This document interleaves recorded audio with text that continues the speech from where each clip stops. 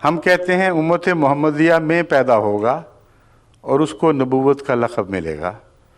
وہ کہتے ہیں امت محمدیہ میں کوئی ماں نبی پیدا نہیں کر سکتی اب، اس لیے اللہ کی مجبوری ہے گویا کہ چونکہ نبوت کی ضرورت پیش آ گئی، نبی بن نہیں سکتا، خدا نے ایک پرانا نبی اٹھا رکھا ہے. اور وہ نبی کون ہے؟ موسیٰ کی امت کا نبی، وہ نبی جس کو قرآن کریم آج بھی یہی فرما رہا ہے رسولاً الی بنی اسرائیل. مسیح کون ہے؟ بنی اسرائیل کا رسول. اب اگر ان کا مسیح اتر بھی آئے تو نبوت والی بات تو پھر بھی وہی رہے گی، پرانا آئے یا نیا آئے، جو پرانا آئے گا وہ رخ نہ ڈالے گا نبوت میں. امت محمدیہ میں نبی کا پیدا ہونا آن حضرت صلی اللہ علیہ وآلہ وسلم کی عزت کے خلاف نہیں ہے. باہر سے قرض مانگنا، ضرورت ہو اور گھر میں بچہ نہ سنبھال سکے اس ضرورت کو، یہ امت محمدیہ کی گستاخی ہے.